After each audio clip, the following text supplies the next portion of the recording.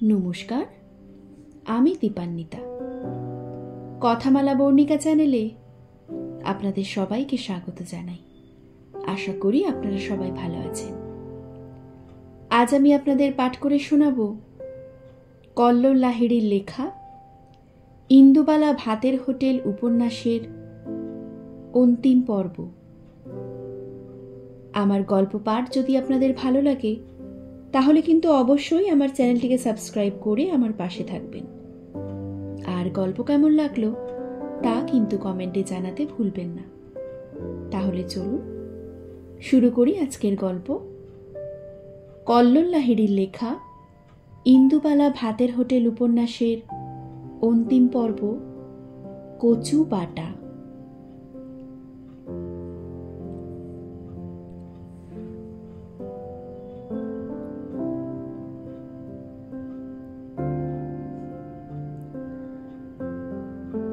বয়স বাড়ার সাথে সাথে বেশ কিছু উপসর্গ দেখা দিয়েছে ইন্দুবালার জীবনে, যেগুলো আগে ছিল না কিন্তু এখন আছে।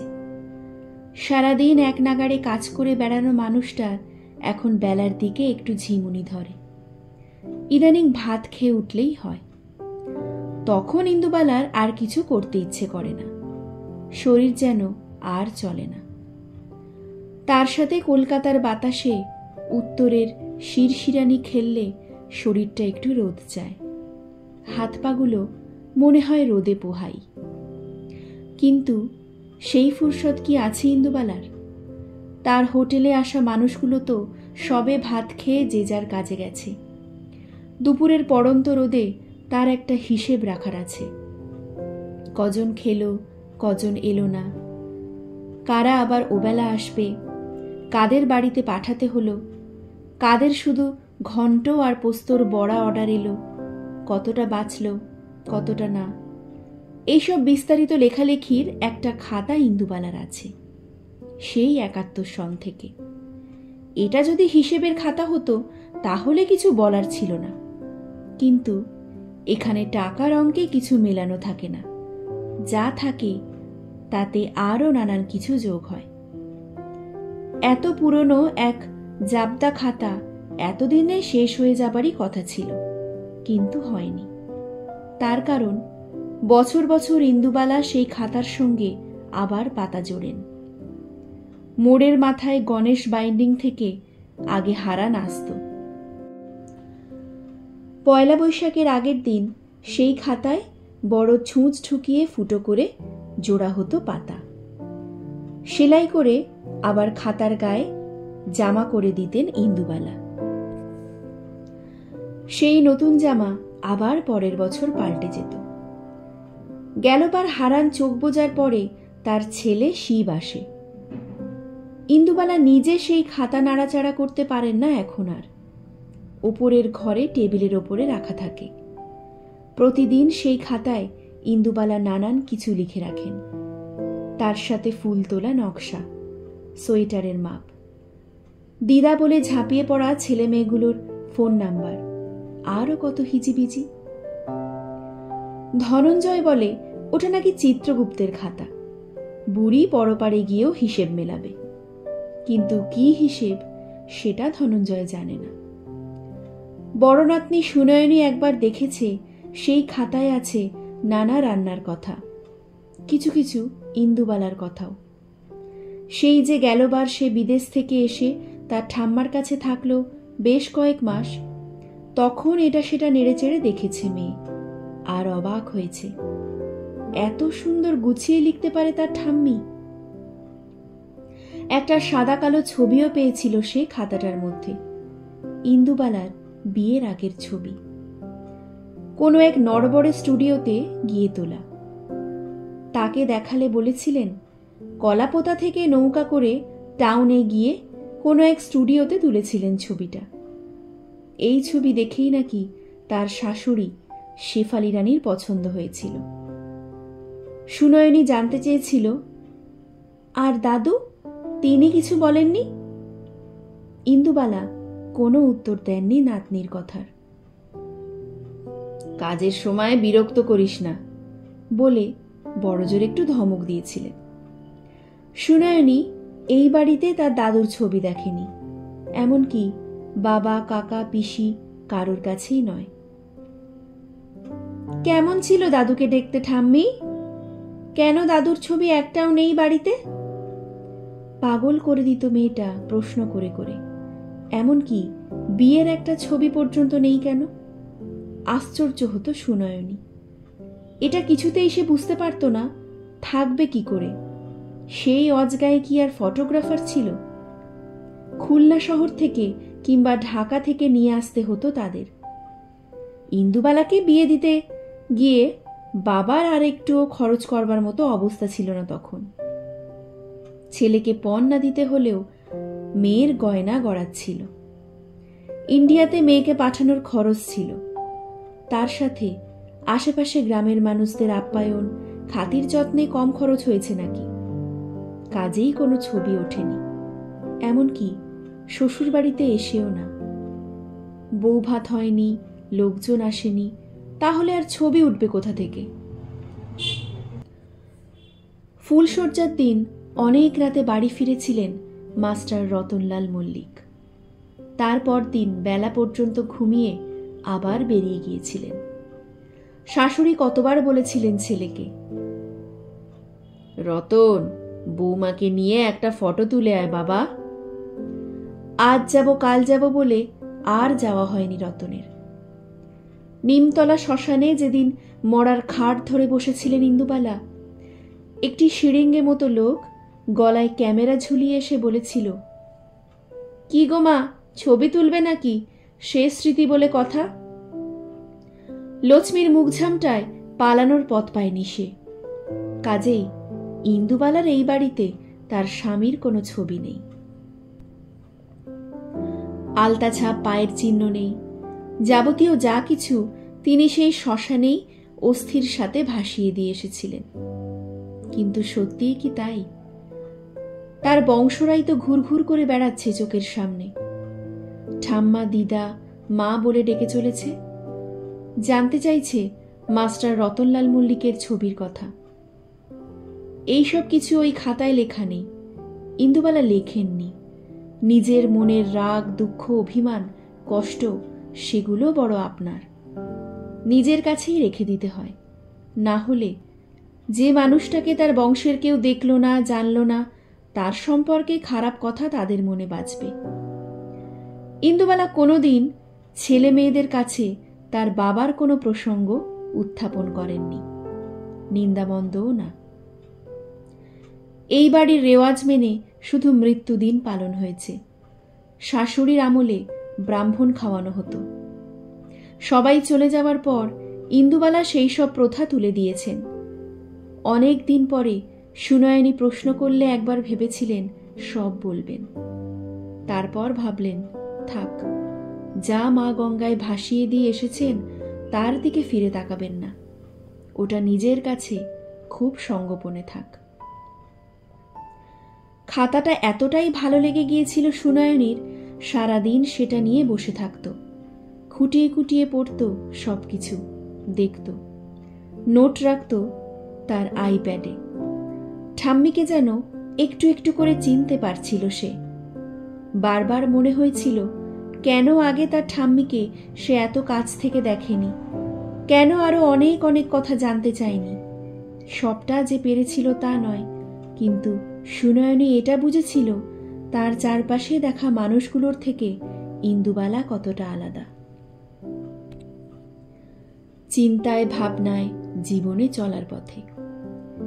এই খাতাটা নিয়ে সুচিন্তিত পরিকল্পনা ছিল তার। একদম যেমন আছে এই জাবদা খাতাটা, ঠিক সেইভাবে যদি তাকে ছাপানো যায়, তাহলে তো একটা সময়ের ইতিহাস বেরিয়ে আসবে, যে ইতিহাসের কথা কোনো পাঠ্য বইতে লেখা থাকে না। এমনকি সমাজ ইতিহাসের গভীরে যারা উঁকি দেন, সেই সব গম্ভীর প্রবন্ধেও না। তার চেয়ে এই খাতাটা ছাপা হলে একজন একলা মহিলার পথ চলাটা বেশ পরিষ্কার ধরা পড়বে সময়ের নিরিখে। নিজের মতো করে বোঝাতে চেষ্টা করেছিল সুনয়নী তার ঠাকুমাকে। এমনকি এটাও বলেছিল, যেগুলো পছন্দ নয় সেগুলো রাখা হবে না বইটাতে। ইন্দুবালার একটুও পছন্দ হয়নি ব্যাপারটা। হিসাবের খাতা কার কোন কাজে লাগে দিদি ভাই, তুই আর নাড়াঘাটা করিস না ওটাকে, একই যে অবস্থা। সুনয়নী তবুও হাল ছাড়েনি। শেষ খড়কুটো আঁকড়ে থাকার মতোই বলেছে, অন্তত রান্নাগুলো ছাপাই। সবাই তো ভুলে গিয়েছে ঠাম্মি, তোমার মতো ছেঁচড়া কেউ রান্না করতে পারে, সেটাই না হয় জানুক লোকজন। ইন্দুবালা হেসেছেন মেয়ের কথা শুনে। ছেঁচড়ার কথা কেউ পড়বে না দিদি ভাই, তুই বরং তোর লেখাপড়ার বই বার কর, সবাই পড়বে। নাতনি থামতে চায় না, বারবার ফোন করে, বন্ধুদের দেখাবে বলে বায়না করে। ইন্দুবালা একদিন নিরুপায় হয়ে বলে দেন, আমি আগে মরি, তারপর না হয় তুই যা খুশি করিস। এরপর আর কোনো কথা বলা যায় না। মোক্ষম বার্তাটা তাই এক্কেবারে শেষেই দেন। ইন্দুবালার হোটেলে যে কটা জিনিস সেই পুরনো আমল থেকে রয়ে গেছে, এই খাতাখানাও তার মধ্যেই পড়ে। সেটাকে কি করে তিনি বাইরের লোকের হাতে তুলে দেন? সুনয়নী পড়ছে পড়ুক, কিন্তু তার সাথে তার বন্ধু বান্ধবরাও পড়বে। রাজ্যের যত লোক জেনে যাবে ওই খাতাটার মধ্যে কি আছে। ওমা, তাই কখনো হয় নাকি?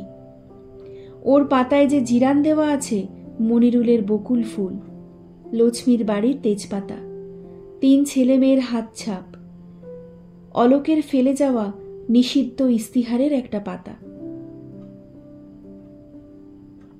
আরও যে কত কি তা না দেখলে কল্পনাও করা যাবে না।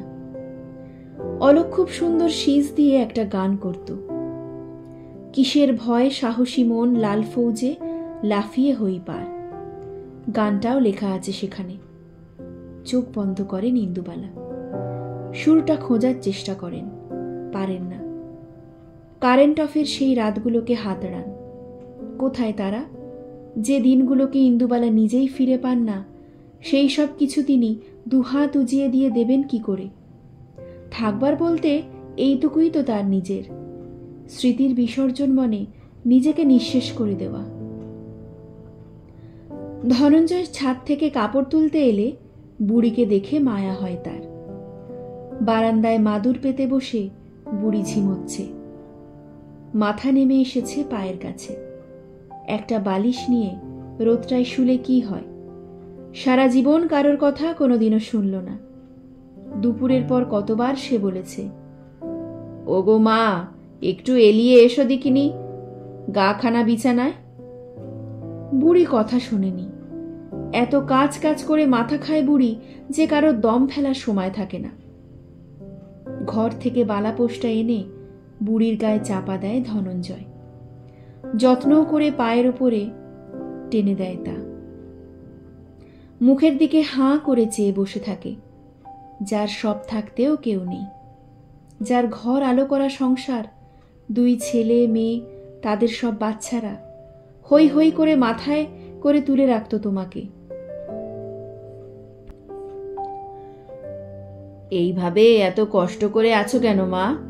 একবার মুখ ফুটে বললেই তোমার সন্তানরা চলে আসবে তোমার কাছে, যা চাইবে তাই দেবে, রাজরানী হয়ে থাকবে মা, এক বিশাল সংসারের মধ্যমণি হয়ে। ভালো লাগবে না তখন? চাল ধুতে ধুতে ইন্দুবালা ধনঞ্জয়কে বলেছিলেন, ওরকমটা সবার মনে হয় রে ধনা, বোঝাকে বেশিক্ষণ মানুষ ঘাড়ের উপরে চাপিয়ে রাখতে পারে না, মনে হয় কতক্ষণে নামাবে সে মাটিতে। আমি কারোর বোঝা হতে চাই না রে। ধনঞ্জয় কি বুঝেছিল কে জানে, শুধু সেদিন তার আগ বাড়িয়ে ঝগড়া করতে যায়নি।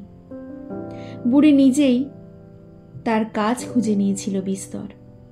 যত খাটছিলেন ইন্দুবালা হোটেলকে নিয়ে, তত তার সুনাম ছড়িয়ে পড়ছিল দিকে দিকে। এবেলার রান্না কোনোদিনও ওবেলা কাউকে খাওয়াননি তিনি, কোনো খাবার নষ্ট হতে দেননি কোনোদিনও। বেঁচে যাওয়া খাবার কোথায় কোথায় যাবে তারও একটা নির্দিষ্ট ঠিকানা তৈরি করে ফেলেছিলেন। সেই সব মানুষগুলো আজও অনেক আশা নিয়ে বসে থাকে। রান্নাঘরের উনুনটা এখনো আগের মতো নিজের হাতেই পরিষ্কার করেন। মাঝে মাঝে ধনঞ্জয় করে না এমনটা নয়, কিন্তু নিজে করলে সুখ পান ইন্দুবালা। যত্নও করে মাটির প্রলেপ বোলান উনুনের গায়ে। আজকের উনুন, কত জন্ম জন্মান্তর ধরে মল্লিক বাড়ির লোকজন এই উনুনে চাল ফুটিয়ে দুবেলা পেট ভরেছে। রান্না তো শুধু আর রান্না নয়, যেন অগ্নিকে উপাসনা। আঁচের একটু এদিক ওদিক হলে সব ভণ্ডুল হবে। নড়ে চড়ে বসে বুড়ি। বালাপোষের গরমে আরাম পেয়েই হোক কিংবা ঝিমিয়ে পড়া দুপুরে ঘুমন্ত আঁচের কথা ভাবতে ভাবতেই হোক, ইন্দুবালার ঘুম কাটে। সামনে দেখেন হাঁ করে চুপটি করে বসে আছে ধনঞ্জয়, মুখের দিকে তাকিয়ে। ইন্দুবালা হাসেন। এখনো বেঁচে আছি রে ধনা, মরিনি। এই দেখ, শ্বাস প্রশ্বাস চলছে এখনো। বিকেলের শেষ আলো তখন জানলার ওপরে ঘেঁষে চলে যাচ্ছে। ইন্দুবালা হুড়মুড় করে উঠতে যান। আমার না হয় ভীমরতি ধরছে, তাই বলে তোর কোনো আক্কেল জ্ঞান থাকবে না? বেলা যে পড়ে এলো, কাজ কত বাকি তার কি খেয়াল আছে? ইন্দুবালা চাটাই গোটান, বালাপোষ ভাঁজ করেন। ধনঞ্জয় সুরসুর করে সরে পড়ে সেখান থেকে। বসে থাকলে বুড়ির গজগজ কানে শেলের মতো বিঁধবে। তখন আবার দুটো কথার উত্তর না দিয়ে ঝগড়া না করে স্বস্তি পাওয়া যাবে না। ইন্দুবালার কাজের কোনোদিনও শেষ বা শুরু বলে কিছু নেই। সারাদিনটাই পড়ে থাকে কাজের জন্যে। দুপুরে সব খদ্দের খেয়ে চলে গেলে আনাজ দেখে, মিলিয়ে কি কি আনতে হবে আর কি না হবে তার একটা ফর্দ করার থাকে। রাতের রান্না কি হবে তাও ভাবতে হয়। সেই মতো ধনঞ্জয়কে নানান কিছু বলার থাকে। কি কি ভেজাতে হবে, ছোলা, মটর, বাদাম, হিং, কিশমিশ, কাজু, কি কুটনো কাটতে হবে, কোন রান্নাটা গ্যাসে হবে আর কোনটা উনুনে, কয়লা আর গ্যাস ঠিক আছে কিনা, মানে যার যেমন দিনের বরাদ্দ সেটাই আছে কিনা। মাঝপথে ফুরিয়ে যাওয়াটা অলুক্ষণে, কাজেই আগে ভাগে সব দেখে রাখা চাই। ইন্দুবালা সব খুঁটিয়ে খুঁটিয়ে দেখেন। এতটুকু এদিক ওদিক হবার জো নেই। যদি কোনোদিনও ইন্দুবালার সাথে সারাদিন ঘুরঘুর করা যায়, তার হেসেলে উঁকি দেওয়া যায়, তাহলে একটা দিনলিপি লেখার ইচ্ছে করবে। এমন যে কেউ করেনি সেটাও বলা যায় না। অনেক কাগজেই ইন্দুবালার ভাতের হোটেলের কথা ছাপা হয়েছে। তার সাথে তার বড় বড় দুটো উনুন, গ্যাস, সেই প্রাচীন শিলনোড়া, মশলা রাখার বাক্স, পেল্লাই সাইজের ভাতের ডেকচি, হাঁড়ি, কড়াই, রান্নার ছবি, খাবারের ছবির ছাপও হয়েছে। শুধু যদি এটা হতো তাহলে তো কথাই ছিল না। এমনটা তো অনেকের ক্ষেত্রেই হয়েছে। এই শহরে তার উদাহরণ আছে ঝুড়ি ঝুড়ি। কিন্তু যেটা হয়নি সেটা হলো একদল মানুষ, সে বুড়ো থেকে শুরু করে ছেলে মেয়ে বাচ্চা কাচ্চা সমেত এত হুজুগ করে একটা ভাতের হোটেলকে নিয়ে খুব কমই হয়েছে। যারা অনেক দূরে থাকে বা অনেক কাছে, যারা কলেজে পড়ে, হোস্টেলে বা মেসে থাকে, যারা অফিস করে, ব্যবসা করে, মানে যারাই ইন্দুবালার সংস্পর্শে একবার এসেছে, তারা আবার ইন্দুবালাকে যেন দু চোখে হারায়। ফলে এই যুগে চ্যাটাং চ্যাটাং করে কথা বলা ছেলে মেয়েগুলো ফেসবুকে ইন্দুবালা ভাতের হোটেলের একটা কমিউনিটি পর্যন্ত খুলে ফেলেছে।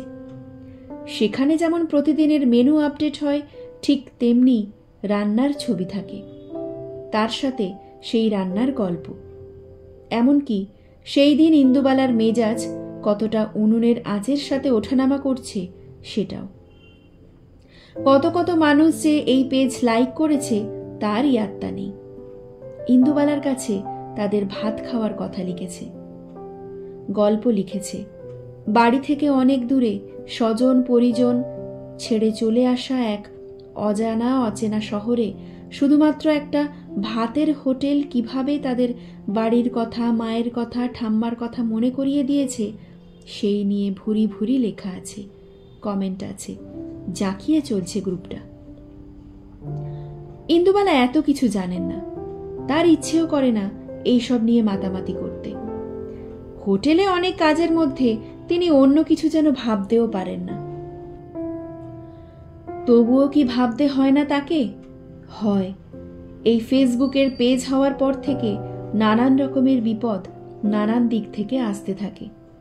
এই যেমন সেদিনকে সবে রোদে পা ছড়িয়ে একটু ঝিমোতে বসেছেন, অমনি সামনের মেশের নতুন মেয়েটা এসে ঝাঁপিয়ে পড়ল।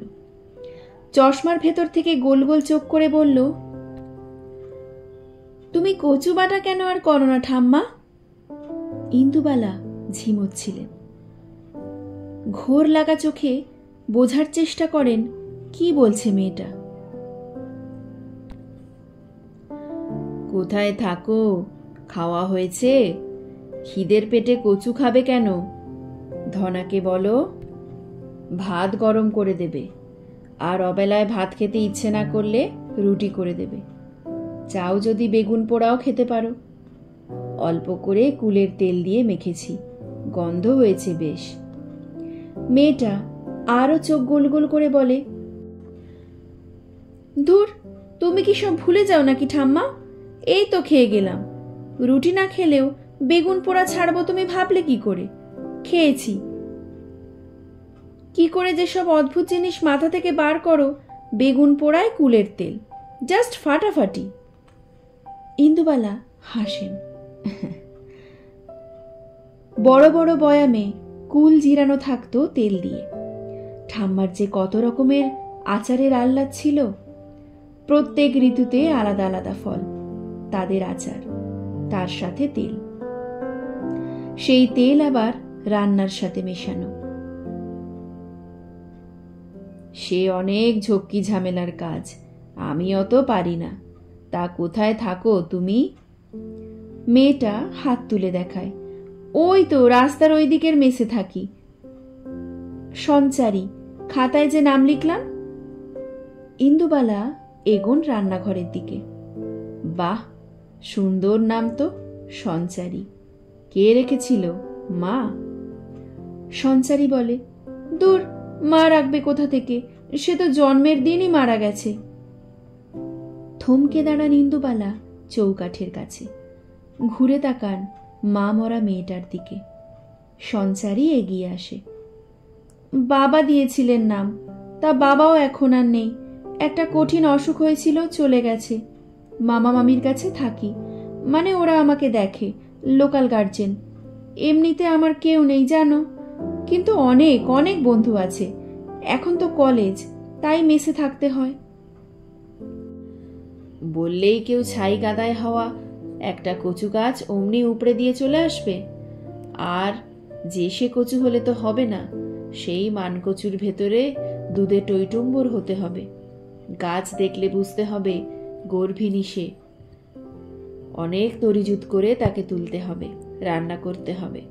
তবেই না অনেকদিন পর তুইও আমাকে মনে রাখবি। তখন হয়তো কোনো বিদেশ বিভুঁই থেকে আমার কথা লিখবি। এই ভর সন্ধে নামার আগে এক অচেনা মেয়ের চোখ চিকচিক করে ওঠে। আমি কোথাও যাব না ঠাম্মি, কোথাও না। আমি শুধু ওই মেস বাড়িটায় থাকবো আর তোমার রান্না খাবো। ছুটতে চলে যায় সঞ্চারী। অমন ছলো ছলো চোখ করে একদিন ইন্দুবালাও বলেছিল সে কলাপোতা ছেড়ে কোথাও যাবে না, কোনো দিনও না। ঠাম্মাকে জড়িয়ে ধরেছিল সেদিন। ঠাম্মা বলেছিল, মেয়েদের প্রাণ হলো কই মাছের জান।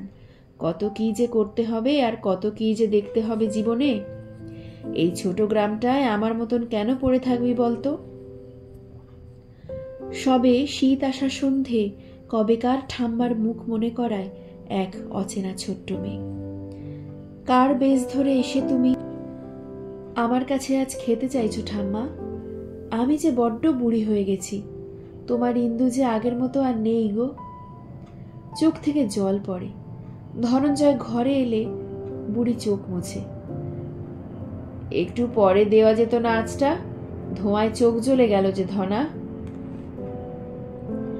লক্ষ্মীও মাঝে মাঝে অমন ছলছল চোখে তাকাতো। কি হয়েছে জানতে চাইলে কিছুই বলতো না। স্বামীটা যে তার কোথায় পালিয়েছিল কেউ জানে না। অতগুলো বাচ্চা নিয়ে লক্ষ্মী সেই কত দূর থেকে মাছ নিয়ে এসে বাজারে বিক্রি করত। ইন্দুবালা বুঝত একজন একা থাকা মানুষই বুঝতে পারবে আর একজনের একার লড়াইয়ের মর্ম। ওরা যেন দুজনে দুজনের পরগাছা হয়ে জড়িয়ে থাকতো একে অপরকে।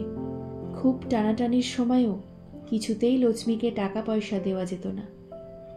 ইন্দুবালার হোটেল শুরু হবার পর লক্ষ্মীর কোঁচড়ে বেঁধে দিত তার ছেলে মেয়েদের জন্য খাবার। লক্ষ্মী নেবে না কিছুতেই। ইন্দুবালা বলতো, এক মা তার সন্তানদের দিচ্ছে, তুই নিবি না তো? লক্ষ্মী তার প্রতিদানে ফিরিয়ে দিয়ে যেত অনেক কিছু। মাছ ছাড়াও কচু, মেটে আলু, যেগুলো চট করে বাজারে পাওয়া যেত না। কবে সে যেন একবার কোথা থেকে নিয়ে এলো চুই ঝাল। ইন্দুবালার সেদিন যেন সারাদিন ঘোরের মধ্যে কাটল। এক টুকরো খুলনাকে যেন লক্ষ্মী বয়ে নিয়ে আলো আঁচলে করে। ইন্দুবালা কিছুটা রান্না করলেন চুই ঝাল দিয়ে, কিছুটা তুলে রাখলেন, আর বাকিটা বসিয়ে দিলেন নারকেল গাছের কাছে। ভাবলেন, একবার যদি চুই ঝাল গাছটা বেঁচে যায় তাহলে তিনি সেটাকে নারকেল গাছে ওঠাবেন, আর সব রান্নায় চুই ঝালের মিষ্টি গন্ধে ভরিয়ে দেবেন। কিন্তু সেটা আর হয়নি, বাঁচেনি গাছটা। সেও হয়তো বুঝেছিল উদ্বাস্তু হয়ে বাঁচার দায় অনেক। একটা সময় ছিল যখন লক্ষ্মী নানান রকমের খবর রাখত। কার বাড়িতে কচু হয়েছে, কার বাড়িতে লাউ, কে কুমড়ো শাক ফেলে দিতে চায়, সব কুড়িয়ে বাড়িয়ে নিয়ে আসত লক্ষ্মী। এই হোটেল মাথা উঁচু করে দাঁড়ানোর পেছনে লক্ষ্মীর অবদান কম নয়। ও না থাকলে আজ এই হোটেল হতোই না। এক মাছওয়ালি কেমন যেন ইন্দুবালার মনের কথা সব জেনে যেত, টের পেত ইন্দুবালা কি ভাবছে। তুই কি ঝাড়ফুঁক টুকটাক জানিস লক্ষ্মী? বারান্দায় পা ছড়িয়ে বেলা শেষে বাড়ি যাওয়ার আগে গল্প করত সে। ওইসব জানলে সেই কোথা থেকে এসে মাছের টুকরি নিয়ে দৌড়ে দৌড়ে ফিরি মা। ইন্দুবালা ভাবেন তাও ঠিক, তার গল্প লক্ষ্মী জানে, কিন্তু লক্ষ্মীর গল্প তার তো জানা নেই। এমনকি লক্ষ্মী কোথায় থাকে সেটাও জানেন না ইন্দুবালা। এই লক্ষ্মী, তোর বাড়ি কোথায় রে? লক্ষ্মী হাসে, কেন, তুই যাবি? ইন্দুবালা বলেন, হ্যাঁ যাব, তুই আগে বল কোথায় থাকিস। লক্ষ্মী বলে, শোনো তাহলে, এখান থেকে স্টেশন। ইন্দুবালা বলেন, মানে শিয়ালদা? লক্ষ্মী ঘাড় নাড়ে, হ্যাঁ গো, সেখান থেকে ক্যানিং লোকালে চড়ে একেবারে লাস্ট স্টেশনের আগে 3টে স্টেশন, ওখান থেকে আবার রিক্সা ভ্যান। চল, যাবি আজকে? হাসে লক্ষ্মী। ইন্দুবালা বলেন, আজ তো যাব না, তোকেও যেতে দেব না। এত দূরে থাকিস তুই? একটু পরেই সন্ধ্যা নামবে, তার উপর ঝিরঝির করে বৃষ্টি পড়ছে, থেকে যা লক্ষ্মী। এই শীতের দিনে নাই বা এতটা দূরের পথে বাড়ি গেলি? লক্ষ্মী অবাক হয়ে বলে, হাই রাম, কি বলছিস তুই মা? বাড়ি না গেলে মাছ আনবো কি করে? মাছ না আনলে খাবো কি? তুই হোটেল চালাবি কি করে? লক্ষ্মী সেই শীতের বাদলে বেরিয়ে যায়। অনেক সকালে এসে দরজা হাটকায় লক্ষ্মী। মাজি, ও মাজি, এখনো তুই শুয়ে আছিস? ইন্দুবালা বেরিয়ে দেখেন মাছের সাথে একটা মস্ত মানকচু। তুই এটার কথাই বলছিলিস না মাঝি? ইন্দুবালা অবাক হয়ে যান, এটাকে কোথায় পেলি তুই? লক্ষ্মী বলে যায়, সে অনেক বড় গল্প আছে মাঝি, বাজার ফেরতা পথে বলবো। লক্ষ্মী চলে যায়। 2 ছেলে মেয়েকে স্কুলে পাঠিয়ে ইন্দুবালা কচু কাটতে বসেন, সেগুলোকে জলে ভেজান। কুর্নি নিয়ে এসে টুকরোগুলো কুড়তে বসেন। ধনঞ্জয় নেয়ে ধুয়ে এসে ভীষণ চোটপাট করতে শুরু করে। কোনো সহজ রান্না তোমার হেসেলে নেই না? একে কচু, তার ওপর এই নারকেল, কি হবে শুনি? ইন্দুবালা গম্ভীর হয়ে বলেন, কয়লার বস্তার মুখ ঢেকেছিলি কাল রাতে, সব তো জলে চিপসে হয়ে গেছে, রান্না হবে কি দিয়ে? লক্ষ্মী কচু না আনলে লোকগুলো ফিরে যেত, অনাথ সৃষ্টি হতো। এখন কথা না বাড়িয়ে উনুন ধরাও গে, দেখো ঠাকুরের কৃপায় ভাতটা হয় কিনা। ধনঞ্জয় কথা বাড়ায় না। নিজে ভুল করেছে, কয়লার বস্তা ঢাকেনি, ভিজে গেছে সব। মাথা নিচু করে উনুন ধরাতে চলে যায় ধনঞ্জয়। ইন্দুবালা কুর্নিতে কচু আর নারকেল কোড়ান। সেই কচু আর নারকেল সর্ষে লঙ্কা দিয়ে বড় শিলটায় বাড়তে থাকেন। চারপাশটা ভরে উঠতে থাকে এক বুনো গন্ধে।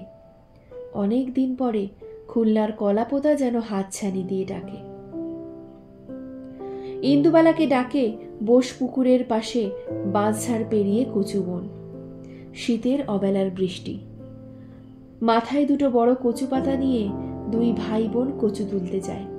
গা হাত পা চুলকায়। মা বকে। ঠাম্মার কাঁদো কাঁদো মুখটা আজও কেমন যেন মনে পড়ে যায় ইন্দুবালার।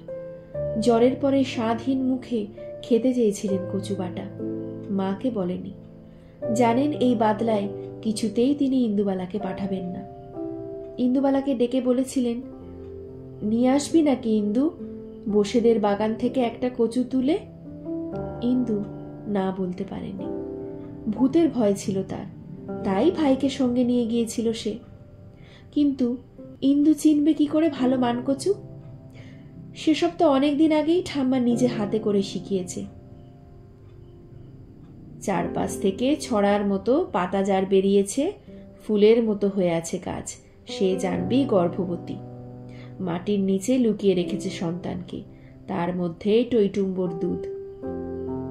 গোড়ায় ডেউ পিঁমড়েগুলোকে দেখেছিস লোভীর মতো কেমন ঘুরে বেড়াচ্ছে?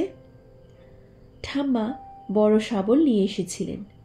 ভিজে মাটিতে তাড়াতাড়ি বসে যাচ্ছিল শাবল। উঠে আসছিল ঘন কৃষ্ণকায় মাটি। গর্ত যত গভীর হচ্ছিল দেখা যাচ্ছিল শিকড়টাকে, যেখানে লুকিয়ে রেখেছে তার খাবার। একটু পরেই মাটি খুঁড়ে গর্ত করে কচু বের করা হলো। গায়ে শক্তি ছিল বুড়ির। সেই কচু কেটে বেটে গা শুদ্ধ লোক খেল। আর আজ ঠাম্মার জ্বর, তাকে মা একটু কচু বেটে দিতে পারছে না। ভাইটা পাশে দাঁড়িয়ে খালি গা চুলকাচ্ছে। কচুর রস লেগে লাল হয়ে গেছে তার হাত পা। চুলকোতে চুলকোতে ফুলে গেছে হাতের ওপর দিকটা। তার সাথে মা গা মাথায় করে চিলচিৎকার করে, বুড়ির মরার সময় এলো, নোলা গেল না। ইন্দুবালা চুপি চুপি রান্নাঘরে ঢোকে, পিঁড়ি পেতে বসে, কচু কেটে কুড়ে বাড়তে বসে। কচুর ওপর ছড়িয়ে দেয় কাঁচা তেল। অনেক দিন পর দুপুরবেলা ধোঁয়া ওঠা ভাতে কচু বাটা খেতে বসে ঠাম্মার চোখে জল। সেটা কাঁচা লঙ্কা সর্ষের তেলের নাকি আনন্দের বুঝতে পারে না ইন্দুবালা। খাওয়া হয়ে গেলে এক পরিতৃপ্তির মুখ নিয়ে জড়িয়ে ধরেন ইন্দুবালাকে। তার হাত দুটো বুকের কাছে নিয়ে কি সব বিড়বিড় করে বলেন, আশীর্বাদ করেন। ঠাম্মা কি জানতো একদিন ইন্দুবালাকে এই হাত দুটোই বাঁচিয়ে দেবে? তারই কি ডাল সাতলানোর প্রস্তুতি সেরে রাখছিলেন ঠাম্মা? বিকেলের দিকে চাদর গায়ে দিয়ে ইন্দুবালাকে বেরোতে দেখে পথ আটকায় ধনঞ্জয়। চললে কোথায় শুনি? ইন্দুবালা বলেন, হেতালের মাকে একটু বলে আসি, যদি একটু কচি কচু পায়। ধনঞ্জয় রেগে যায়। সেটা কাল সকালে বললেও হবে, এক্ষুনি সন্ধে নামবে, রাতে ভালো দেখতেও পাও না, আমি হোটেল ছেড়ে বেরোতে পারবো না, একা কি করে যাবে শুনি? ইন্দুবালা ধনঞ্জয়ের নাক ফোলানো দেখে হাসেন।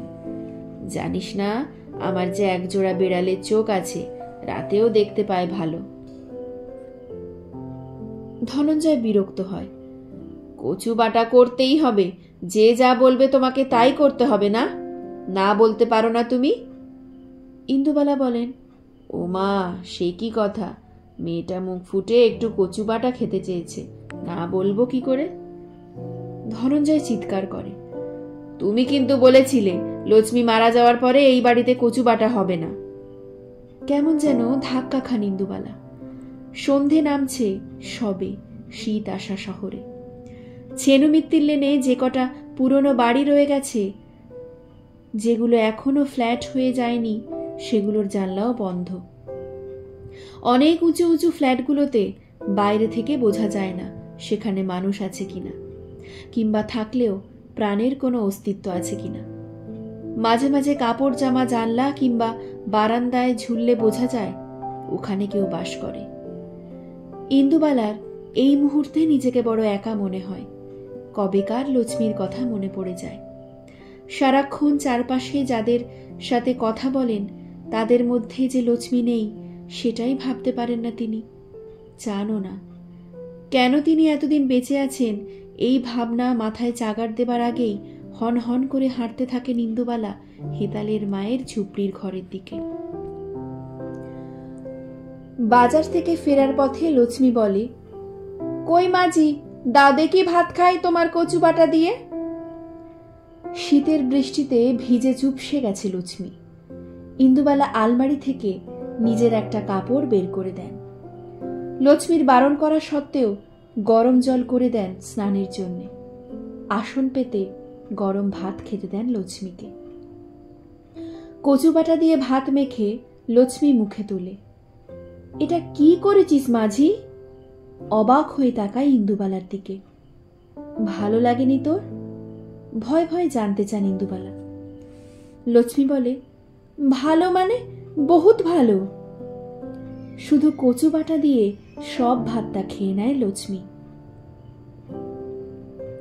কতদিন পরে তাকে এইভাবে বসে কেউ খাওয়ালো, কতদিন পর। বয়স যখন 12 কি 14 শাদী হয়ে গিয়েছিল তার। ইন্দুবালা অবাক হন। এত ছোটবেলায়? লক্ষ্মী বলে, তা নয় তো কি, বাপ তো মেয়েকে বিদায় দিতে পারলেই বাঁচে। গ্রামের তো আর আমার বয়সী একটাও মেয়ে ছিল না। তারপর বাবা 4টে ভই সওদা করে টাকা দেয় আমার মরদকে, তখন রাজি হয় সে। তোমার কত সওদা হয়েছিল মাঝি? ইন্দুবালা হাসেন। সবটা তো আর বাবা বলেনি, তবে গা ভর্তি গয়না পরিয়ে দিয়েছিল মা। সেই গয়নার আজ একটাও নেই। বাবু মাস্টার রতনলাল মল্লিকের হাত দিয়েই সব খরচ হয়ে গেছে অনেকদিন আগে। লক্ষ্মীরও কোনো গয়না নেই। মন খারাপ করে বসে থাকে দুজনে। গয়নার জন্যে কি শুধু? মোটেই না। কবে তুই শেষ তোর গ্রামে গেছিস লক্ষ্মী? লক্ষ্মী বলে, তাও বছর 10 আগে। বাবা মা কলেরায় মারা গেল, তারপর কমলা নদীতে বান এলো, ভাসিয়ে নিয়ে চলে গেল সবকুছ। আমাদের গাঁওটাও আছে জানি, কিন্তু আর কার কাছে যাব মাঝি? লক্ষ্মীর গল্পে ইন্দুবালাও যেন কেমন খুঁজে পান নিজেকে। বিয়ের পরে একবারও যাওয়া হয়নি কলাপোতায়। কার কাছে যেতেন?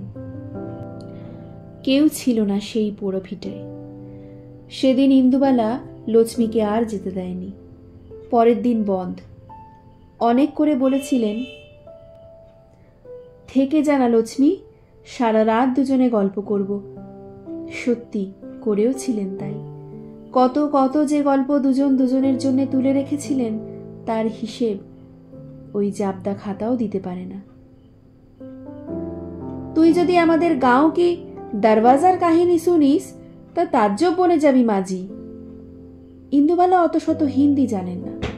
লক্ষ্মীর সাথে থেকে একটু একটু করে কয়েকটা শব্দ বোঝেন। গাঁও কি দরওয়াজা, সেটা আবার কি রে? শুনে লক্ষ্মী জিভ কেটেছিল লম্বা করে। হাই রাম, তুই গাঁও কি দরওয়াজা জানিস না মাঝি? তাহলে শোন, গাঁওয়ের বাইরে একটা ছাউনি করা থাকে। সেখানে এসে বসে দূর গাঁও থেকে আসা মেহমান। রামদুলার ওখানে বসেই ভোজন করে। বারাতির থাকা হুয়া মেহমান ওখানেই রাতে নিন্দ যায়। ছর্রা সিং ওখানেই রাতে ছাগলগুলোকে বেঁধে রাখে। আরও যে কত কি হয়। ওইখানেই তো আমাদের মুখিয়া তার মেয়ের শাদিতে 10 গাঁওয়ের লোককে বৈঠ করে খিলালো। ওটা যখন দূর থেকে দেখতে পেতাম না মাঝি, মনে হতো আমার গাঁও চলে এসেছি। আর যাবার সময় মনে হতো এই যে ছেড়ে যাচ্ছি, আবার কখন ফিরতে পারবো। মাঝরাতে ঘরের বাতাস ভারী হয়ে ওঠে। ইন্দুবালা হালকা করে দেন। আরে আমাদের জল সত্রের মতো বিশালক্ষী তলায় ছিল তো। দূরের অচেনা অজানা পথিক তেষ্টার জল পেয়ে বিশ্রাম করত। বোষ্টম বোষ্টমী ওখানেই সিধে পেয়ে দুটো চালে ডালে ফুটিয়ে খেত। গাঁয়ের বুড়োরা আড্ডা জমাতো ওখানেই। দুটো মেয়ে তাদের দুজনের সবচেয়ে ভালো লাগা জায়গা দুটোর গল্প করতে করতে ঘুমিয়ে পড়ে।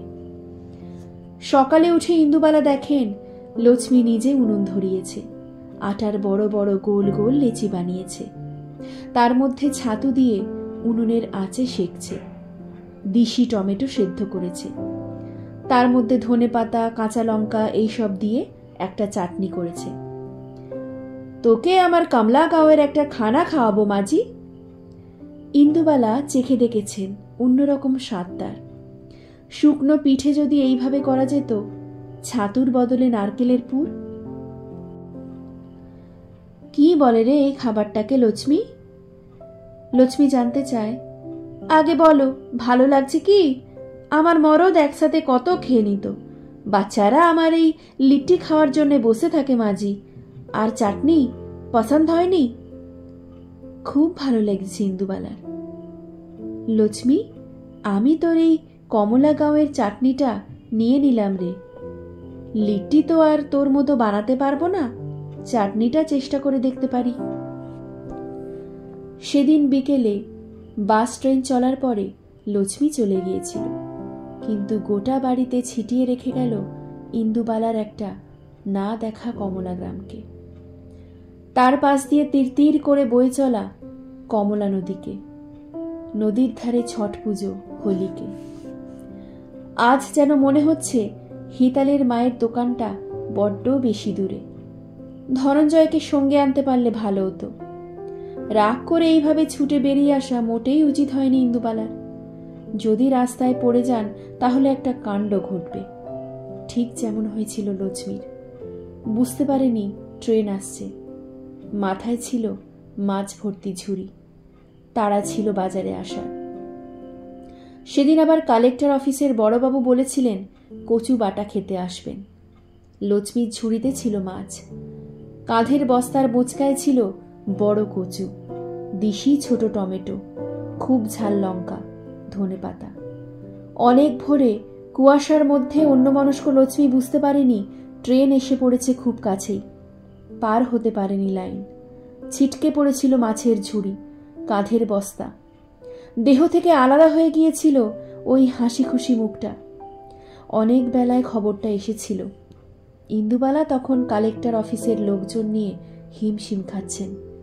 ভেবেছিলেন লক্ষ্মী আসেনি, হয়তো শরীর খারাপ করেছে, কিন্তু মনে মনে দুশ্চিন্তাও করেছেন এমন কথার খেলাপ তো লক্ষ্মী করে না।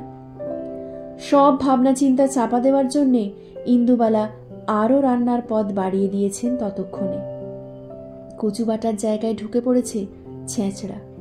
সবাই যখন গরম গরম ভাত দিয়ে খাবে, এত সব রান্না, ঠিক সেই সময় রান্নাঘরের পিছনের দরজা দিয়ে ঢুকল দয়ারাম। লক্ষ্মীর সাথেই আসত সে, তার পাশে বসেই মাছ বিক্রি করত। দুজনের যত ঝগড়া ছিল তত ভাব। শুকনো মুখে দয়ারামকে দাঁড়িয়ে থাকতে দেখে ছ্যাক করে উঠেছিল বুক। কি হয়েছে রে দয়ারাম, ওরকম শুকনো মুখ কেন তোর? দয়ারাম বসে পড়েছিল দোরগোড়ায়, মাথায় হাত দিয়ে ডুকরে ডুকরে কেঁদে বলেছিল পুরো ঘটনাটা। চুপ করে শুনেছিলেন ইন্দুবালা। নিজের মনের ভেতরের তোলপাড় কাউকে বুঝতে দেননি তিনি। নিজের সব সময় ভেবে এসেছেন এই হোটেলের যদি কেউ অংশীদার থাকে তাহলে সে হলো লক্ষ্মী। তার সেই প্রথম দিনের টাকায় হোটেল শুরু না হলে কোনো দিনও ইন্দুবালা মাথা তুলে দাঁড়াতে পারতেন না। শান্তভাবে সবাইকে খাইয়ে স্নান করে নতুন কাপড় পরলেন ইন্দুবালা। দয়ারামকে নিয়ে নিজে গেলেন মর্গে। সেখানে একবার শেষ দেখা দেখবেন ভাতে কাপড়ে তাকে বাঁচিয়ে যাওয়া বিহারের সেই কোন অজ কমলা গ্রামের মেয়েটাকে, যার বাবা মা বিয়ে দেওয়ার নামে পণ দিয়ে বেচে দিয়েছিল কোনো এক নেশাখোর মানুষের কাছে। লক্ষ্মী চুপ করে শুয়েছিল মর্গের মেঝেতে, তার হাসি হাসি মুখ নিয়ে। শুধু গলার কাছে ছিল একটা চওড়া সেলাই। বসে পড়েছিলেন ইন্দুবালা ঠিক লক্ষ্মীর পাশে মর্গের মেঝেতেই। মাথায় হাত বুলিয়ে দিয়েছিলেন মৃত সখীর। এমন তো কথা ছিল না রে, উনুন ধরিয়ে বসেছিলাম তোর জন্যে, তুই এলি না, কথাও রাখলি না। এত শুকনো চোখেও জল পড়ে ইন্দুবালার, ভেপসে ওঠা মগটাও যেন শোকের সজীবতা পায়। লক্ষ্মীকে দেখেই কাজ শেষ হয়ে যায়নি ইন্দুবালার। পুলিশের কাছে যে ফর্ম থাকে অশনাক্ত বডির শনাক্তকরণের, সেই সব কিছু ফর্মালিটি করতে হলো তাকেই। বাজারের একগাদা গরিব গুরব লোকের সাথে ভদ্রঘরের এক বিধবাকে দেখে পুলিশের লোকজন একটু অবাক হয়েছিল বটে, তবে বিস্তারিত প্রশ্ন করবার অবকাশ ছাড়েনি। লক্ষ্মী যে তার আত্মীয় হয় পুলিশের কাছে বলেছিলেন ইন্দুবালা। ঠিক কী ধরনের আত্মীয় যদি একটু বলেন দিদি, জানতে চেয়েছিল লোকাল থানার ওসি বিষ্ণুপদ হাজরা। ইন্দুবালা বলেছিলেন বোন। ঘুরিয়ে জানতে চেয়েছিল ওসি, একজন বিহারি বাঙালির বোন? ইন্দুবালা সরাসরি তাকিয়ে বলেছিলেন, কেন, হতে পারে না? আমার আপনার রক্তের হিসেব কার কাছে লেখা আছে স্যার? রক্তের আত্মীয়তাই কি সব? ওসি কথা এগোয়নি। এমনিতে বেশি মালকড়ি পাওয়া যাবে না এদের কাছে, ফর্মে সই করে ছেড়ে দিয়েছিলেন। বেরিয়ে আসার সময় ইন্দুবালা দেখেছিলেন দরজার কাছে পড়ে আছে কচুটা, ঝুড়িটা। আইডেন্টিফিকেশনের জন্য নিয়ে আসা হয়েছে। কাউকে কিছু না বলে কচু আর ঝুড়ি দুটোই নিয়ে এসেছিলেন ইন্দুবালা। যিনি কোনোদিন তার স্বামীর একটা ছবি বাড়িতে রাখেননি, তিনি তার সখীর শেষ চিহ্নটুকু নষ্ট হতে দেননি। দয়ারামকে সব খরচ দিয়েছিলেন ইন্দুবালা, লক্ষ্মীর অন্ত্যেষ্টি, শ্রাদ্ধ, সব কিছু। এমনকি লক্ষ্মীর ছেলেকে ডেকে হাতে ধরিয়ে দিয়েছিলেন সেই সময়ের 10,000 টাকা, মায়ের জায়গায় ব্যবসা শুরুর জন্যে। বাড়ি ফিরে খুব হালকা লেগেছিল তার। খুব কাছের মানুষ চলে গেলে যেমন চারপাশ ফাঁকা হয়ে যায়, লক্ষ্মী চলে যাবার পরেও তাই মনে হয়েছিল। কিচ্ছু খাননি সেদিন সারাদিন। পরদিন সকালে স্নান করে উনুন ধরিয়ে কচু বাটতে বসেছিলেন। সেদিন হোটেলের মেনু ছিল গরম ভাত, কচু বাটা আর দেশি কাঁচা টমেটোর চাটনি।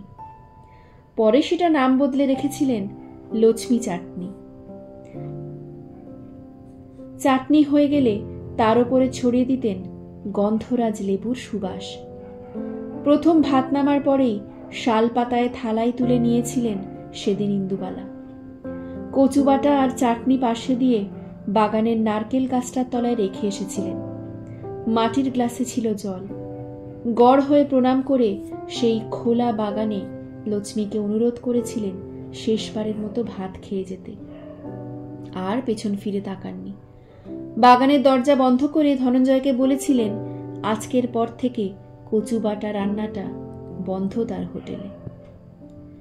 তাহলে এখন হঠাৎ এই অবেলায় অচেনা এক মেয়ের অনুরোধে ইন্দুবালা রাজি হয়ে গেলেন কেন আবার সেই রান্না করতে? কে জানে কার মধ্যে দিয়ে কে বারবার এই পৃথিবীতে ফিরে ফিরে আসে। সেদিন বিকেলে বাগান থেকে এসে ধনঞ্জয় বলেছিল, মা, শালপাতার থালা পরিষ্কার, একটা ভাতও নেই। শুধু কি তাই, জলটা পর্যন্ত খেয়ে গেছে গো। ইন্দুবালা ধমকে দিয়েছিলেন ধনঞ্জয়কে, ওভাবে বলতে নেই ধনা, মানুষ মারা গেলে ঈশ্বর হয়ে যান।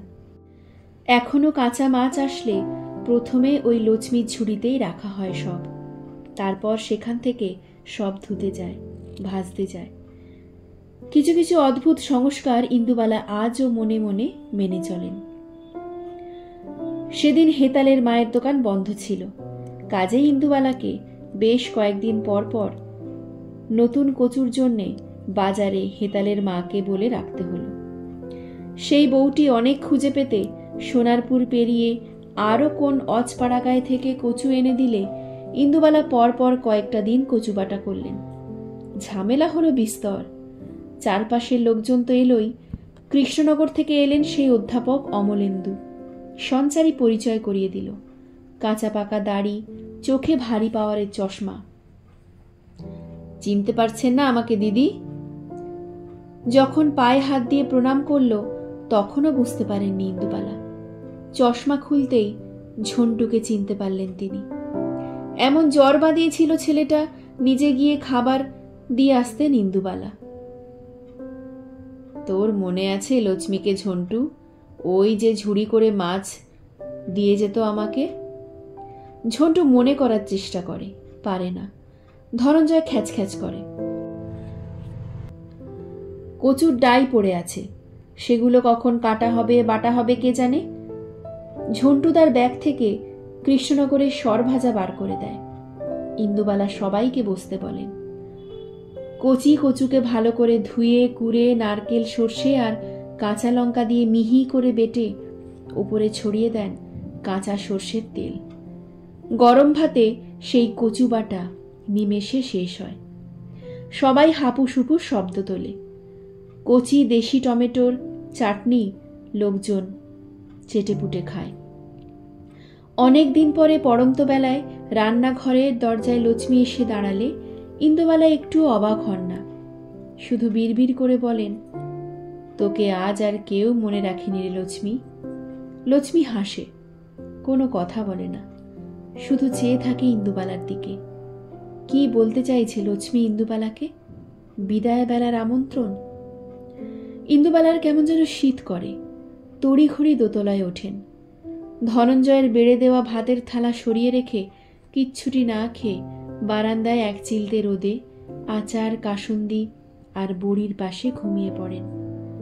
পশ্চিম দিকে পাটে যাওয়া বেলা শেষের একটু রোদ এসে পড়ে তার পরিতৃপ্ত শঙ্কাহীন মুখে। ধন্যবাদ। আপনারা শুনলেন কল্লোল লাহিড়ীর লেখা উপন্যাস ইন্দুবালা ভাতের হোটেলের অন্তিম পর্ব কচুবাটা। সম্পূর্ণ উপন্যাসটি আপনাদের কেমন লাগলো তা কিন্তু আমাকে অবশ্যই কমেন্ট করে জানাবেন। আর আমার গল্প পাঠ যদি আপনাদের ভালো লাগে তাহলে আমার চ্যানেলটিকে সাবস্ক্রাইব করে আমার পাশে থাকবেন। দেখা হবে পরবর্তী ভিডিওতে। আপনারা সবাই ভালো থাকবেন। ধন্যবাদ।